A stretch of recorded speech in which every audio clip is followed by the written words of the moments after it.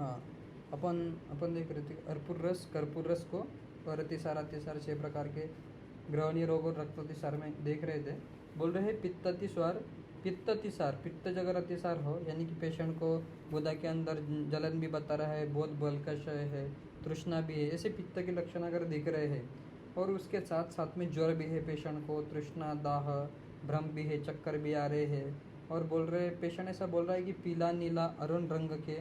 वर्ण का अगर मल होता है तो इस रस से अच्छा उपयोग होता है, ऐसे कह रहे हैं। अब सब प्रकार के अतिसारों में इतना अधिक लाभ नहीं पहुंचता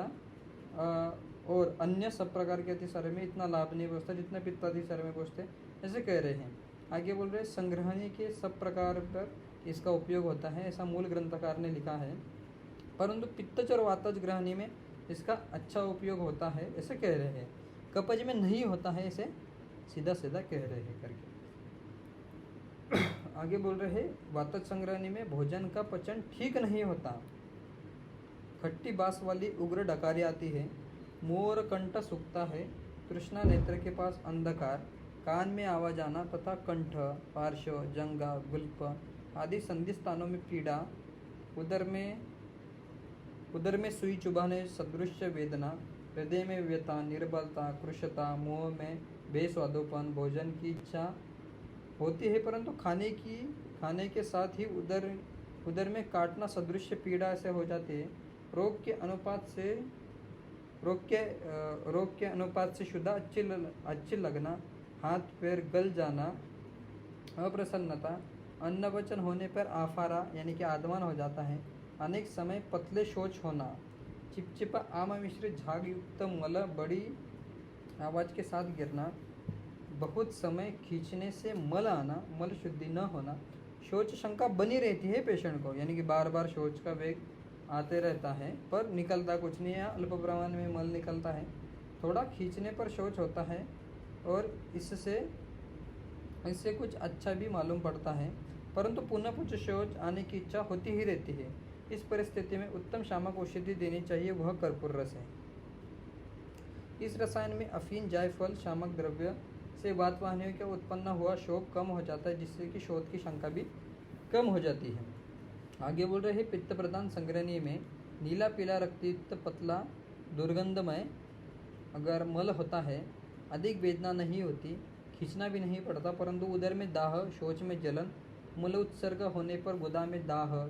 गुदपात, सर्वांग में दाह, अरुचि, तृष्णा आदि लक्षण अधिक होते हैं, इस अवस्था में कर्पूर रस अच्छा होता है, क्योंकि कर्पूर क्या करता है, शरीर के अंदर जाके शीतलता लाता है, इसलिए में भी उन्होंने पित्तज ग्रहणी में बोला होगा। रक्तातिसार में अफीन समान तीव्र स्तंभक औषधि की अपेक्षा ने रक्त अतिसार में आप ऐसे तीव्र स्तंभक औषधि की अपेक्षा प्रियंगु, लोद्र, अर्जुन और धातकी के फूल सदृश रक्त स्तंभक औषधि, रक्त प्रसादन करने वाली औषधि देनी चाहिए, ऐसे कह रहे हैं। अफीम तीव्र शामक होने से अंतर इंद्रिय का व्यापार अत्यधिक मंद हो जाता है, फिर इसकी क्रिया शक्ति अनेक बार नष्ट प्राय हो जाती है, उनकी नियमित होने में बहुत काल लग जाता है, अतः